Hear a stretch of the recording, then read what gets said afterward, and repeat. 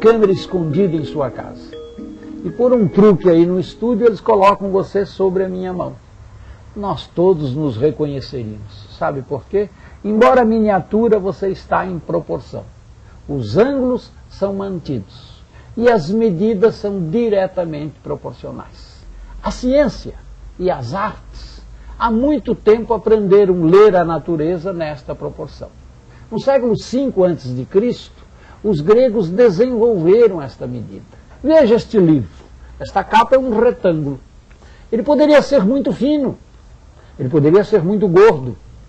Não, ele é bem proporcionado. Quando ele é agradável à vista, eles perceberam que o comprimento, a largura e a diferença estão numa proporção.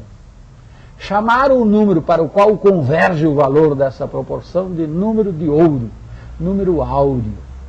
Número porque é um desenvolvimento matemático, se calcula este número. Áureo porque ele é agradável à vista, ele é estético. É a arte e a matemática, novamente juntas.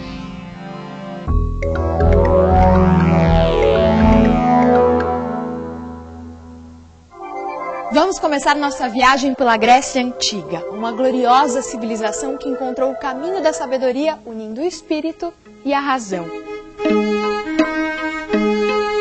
Os gregos adoravam o teatro e nas arenas sofriam com as famosas tragédias ou se deliciavam com as comédias.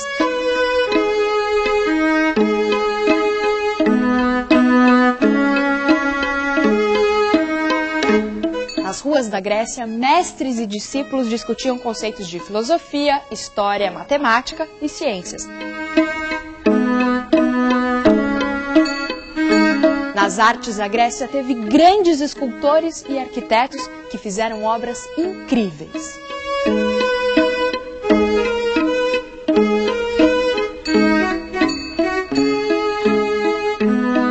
Visitando a cidade de Atenas, avistamos no alto de uma de suas colinas o Templo das Virgens, ou Partenon, um belíssimo edifício rodeado de colunas.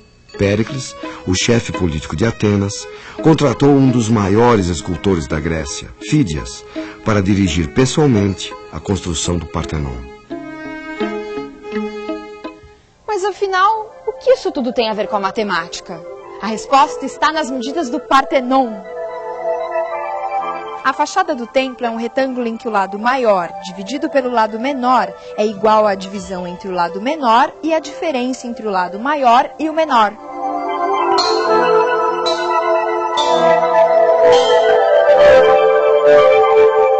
Bom, mas e daí? Não será apenas uma coincidência?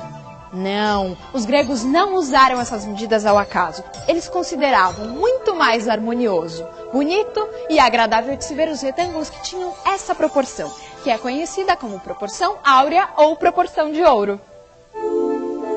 Ainda hoje, artistas e arquitetos, intuitivamente, sabem que objetos com essa proporção são os mais agradáveis esteticamente. O número de ouro está presente em incontáveis obras de arte e monumentos arquitetônicos.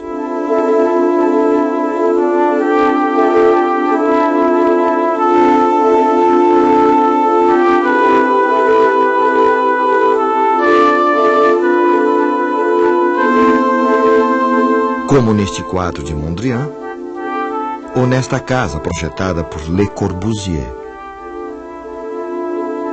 Mas está presente também no pentagrama, símbolo da seita religiosa criada pelo filósofo e matemático Pitágoras. Os pitagóricos se encantavam com o fato de que, ligando-se às pontas da estrela por meio de linhas, obtém-se um pentágono. E a intersecção destas linhas em seu interior forma outro pentágono, dentro do qual podemos formar uma outra estrela menor, mas cujas proporções são as mesmas da primeira. E assim por diante. Trata-se, na verdade, de uma propriedade fascinante, mas para os pitagóricos, mais importante era o fato de que estas mesmas linhas organizam-se segundo a proporção áurea.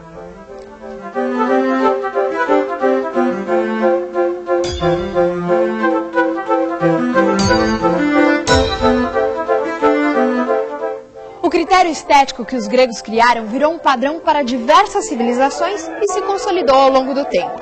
Vamos por volta do ano 1500.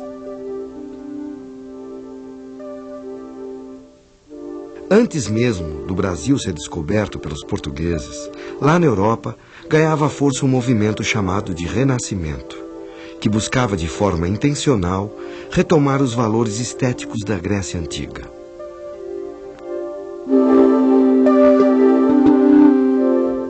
Foi no Renascimento que um dos maiores artistas da humanidade, Leonardo da Vinci, desenhou esta figura, chamada o Homem Vitruviano.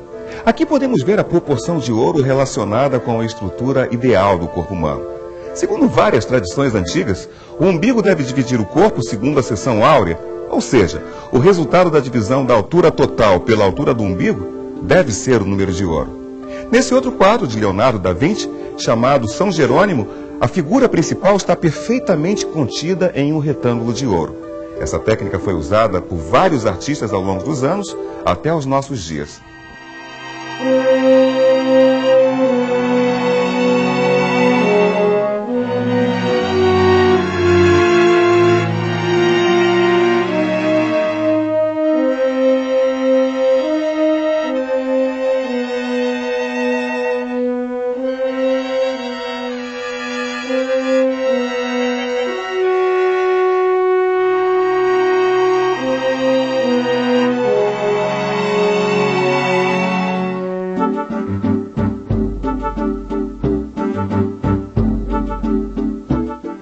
No Brasil, Portinari tem em seus quadros um senso de composição decorrente de um grande conhecimento da proporção áurea.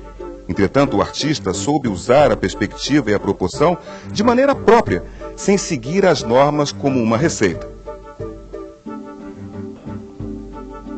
Neste quadro, as linhas da composição conduzem o nosso olhar para este ponto, onde encontramos apenas mais um dos trabalhadores. Numa composição clássica, neste lugar, estaria a figura de maior carga simbólica ou hierárquica da pintura. Aqui encontramos apenas mais um dos trabalhadores, e nem seu rosto podemos ver. É uma maneira de usar a proporção com outra finalidade. Para o pintor, nesse cafezal, a figura central é apenas mais um entre tantos trabalhadores. É um quadro do modernismo, mas que se utiliza de instrumentos clássicos e do Renascimento italiano. Na década de 50, o artista romeno-francês Samson Flexor também se dedicou aos estudos da proporção áurea, que marcou fortemente seu trabalho. Partindo das representações figurativas do início de sua carreira, aderiu ao movimento da abstração geométrica e buscou tornar visíveis pensamentos abstratos através do uso de modelos matemáticos em suas pinturas. Flexor quis unir a qualidade puramente pictórica a uma paixão por uma ordem rigorosa.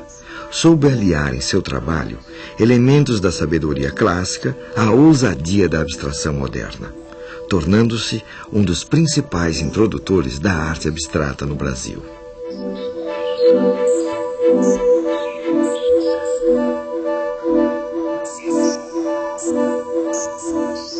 A arte é a transformação do ordinário no extraordinário. E a matemática é a maneira de você, através do ordinário, explicar o extraordinário. E eu comecei a utilizar a seção áurea na formatação do meu trabalho, na divisão das coisas do assunto dentro da tela, a partir da forma da tela.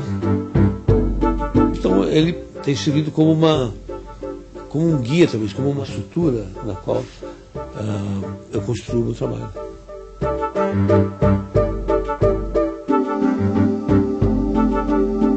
Arquitetos e pintores usaram essas proporções ao longo dos anos, mas ninguém consegue explicar o que as faz tão atraentes e harmoniosas. Ensinadas nas escolas de belas artes do mundo todo após o Renascimento, a proporção áurea foi aos poucos se tornando repetitiva e árida, o que fez as escolas modernas procurarem outras formas de proporção. A descoberta dessa proporcionalidade deu ao homem uma segurança sobre a criação, estabelecendo um parâmetro para a perfeição. O que é a perfeição? Os antigos se preocupavam muito com encontrar uma coisa que tivesse um grau de perfeição tal que ele fosse possível de ser genérico. Tal era o seu grau de perfeição. essa proporcionalidade, ela não vai descansar nunca. Ela pode ser contestada, ela pode ser polêmica, ela pode ser antiacadêmica, ela pode ser acadêmica, mas ela nunca vai ser superada porque ela é uma procura.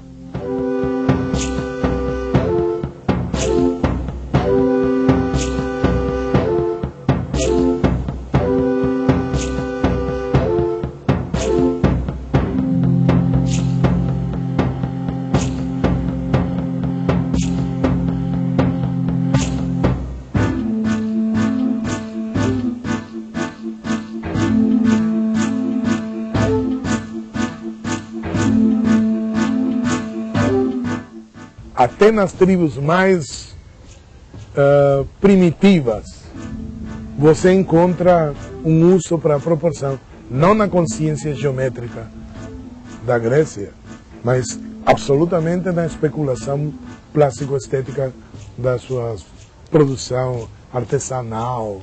Os índios têm na representação das ondas, das águas. Dá a impressão de que o homem tem em si, de per si, uma situação de necessidade desta aceitação.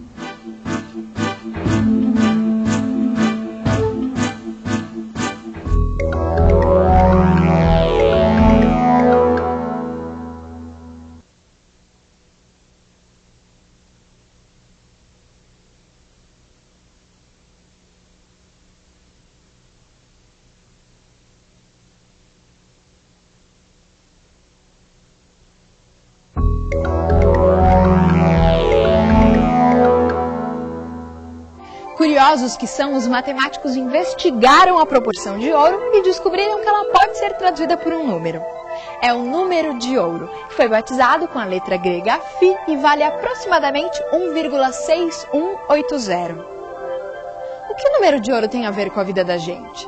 Vamos continuar nossa viagem e conhecer a história de um outro Leonardo, Leonardo Fibonacci, que viveu por volta do ano 1200. Leonardo nasceu em Pisa e era filho de um comerciante italiano chamado Bonaccio. Por conta do trabalho do seu pai, Fibonacci viajava muito, do norte da África aos países do Oriente. Nessas viagens, ele teve contato com diferentes métodos de fazer cálculos. Fibonacci percebeu que a forma hindu-arábica, os números que nós usamos hoje, era mais prática para registrar quantidades e fazer cálculos que a forma europeia, na qual se usavam letras. Fibonacci escreveu um livro em que explicava o uso dos novos numerais e alguns métodos de cálculo. O livro continha ainda uma coleção de problemas matemáticos, e dentre eles, um problema sobre a reprodução de casais de coelhos. Todos sabemos que os coelhos se reproduzem rapidamente. E como Fibonacci era matemático e não mágico, ele propôs a seguinte questão. Um casal de coelhos, eles procriam uma vez por mês. Esses filhotes levam 2 meses para crescer e geram um novo casal de coelhos. Ao longo de 12 meses, quantos coelhos serão gerados a partir de um único casal? Muitos. Uns 100 coelhos. Vou chutar, 40. Janeiro nasceu um casal. Fevereiro, mais 1, mais 2 são 3. Março. Pelo amor de Deus, tem que ter uma calculadora. Os problemas para a matemática não são problemas, são a razão de sua existência. Um problema é um desafio a ser solucionado, uma questão a ser resolvida. A matemática tem um caso de amor com o problema. Fazendo as contas dos coelhos, Fibonacci viu que no primeiro mês temos apenas um par de coelhos. No segundo mês continuamos com um par de coelhos, no terceiro mês já são 2 pares, no quarto mês são 3 pares, no quinto mês são 5, no sexto mês são 8, no sétimo são 13, no oitavo são 21, no nono são 34, no 10º são 55, no 11º são 89 e finalmente em um ano teremos 144 pares de coelhos. Ufa! O mais interessante disso tudo é que a solução desse problema é uma sequência de números que tem uma propriedade curiosa. A partir do terceiro termo, cada número é obtido pela soma dos 2 anteriores. Dá uma olhada. 2 é igual a 1 mais 1. 3 é igual a 2 mais 1. 5 é igual a 3 mais 2. 8 é igual a 5 mais 3. 13 é igual a 8, mais 5, e assim segue indefinidamente. Essa sequência de números 1, 2, 3, 5, 8, 13, 21, 34, 55, 89 e por aí vai, ficou conhecida como sequência de Fibonacci. Bom, aqui tem um fato muito curioso. Se pegarmos os números da sequência de Fibonacci, a partir do segundo número, e dividirmos pela própria sequência de Fibonacci, a partir do primeiro número, vamos obter valores que convergem para o número 1,6180, ou seja, o número de ouro.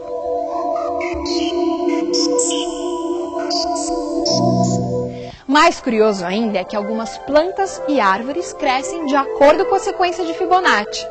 Olha só, algumas árvores se ramificam de acordo com os números de Fibonacci. Embaixo um ramo, depois 2, mais acima 3, 5 e por aí vai. Será mesmo coincidência?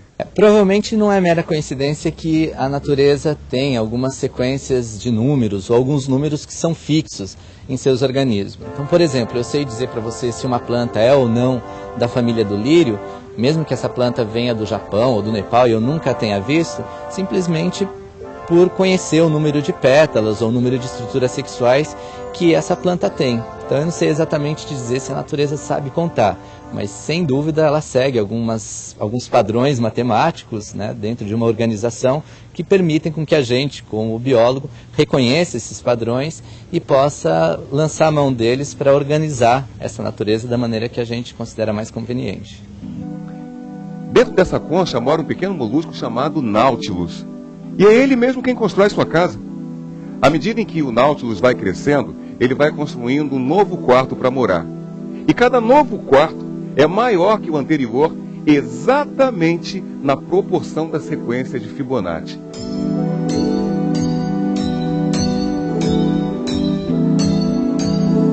A espiral da concha do Nautilus tem uma propriedade interessante. Se tomarmos qualquer uma das câmaras e ampliarmos, ela vai se encaixar perfeitamente na câmara seguinte. O animal cresce numa mesma proporção, a proporção áurea. E o mais impressionante é que se todas as câmaras forem aumentadas na mesma proporção, todas elas vão se encaixar nas câmaras adjacentes, e assim por diante. Eu tenho a impressão de que esse número de ouro deve ter sido um achado depois da atenta e disciplinada observação do referencial. As cores se encontram distribuídas na natureza no número de ouro. As cores quentes estão para as cores neutras, do mesmo jeito que as neutras estão para as cores frias. Ou seja, você nunca encontra grande quantidade de vermelhos, laranjas e amarelos. Mas você encontra uma quantidade razoável de ocres, cinzas, mas enormes quantidades de verdes e azuis. Essa é exatamente essa proporção. O número de ouro ele é consequência de indagações. Ele não é uma procura específica. Eu suponho que durante a história não deve haver em nenhum momento um instante em que o cara fala: vamos procurar o número de ouro para ver se ele corresponde a isso ou aquilo. Infeliz Dido, então era verdadeira a notícia de que te extinguiras pela espada em decisão extremada? Na poesia também existem relações matemáticas. Pelos astros, juro. Pelos deuses do alto e pela boa-fé, se há alguma nas profundezas da terra. Esses versos contam as andanças de um herói de Troia e foram escritos por Virgílio, um poeta romano que viveu no século I a.C.